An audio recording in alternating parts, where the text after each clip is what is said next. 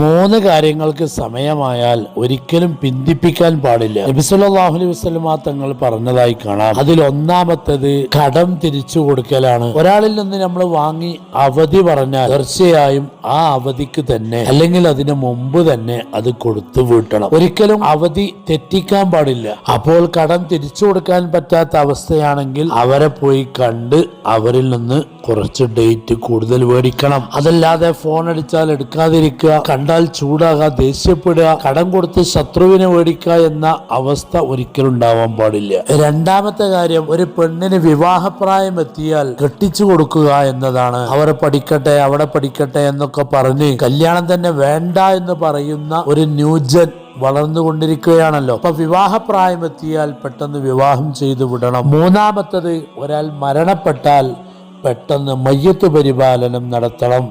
അവിടെ ഇങ്ങനെ കുറെ വെച്ചേക്കുന്ന ഒരവസ്ഥ ഉണ്ടാവാൻ പാടില്ല.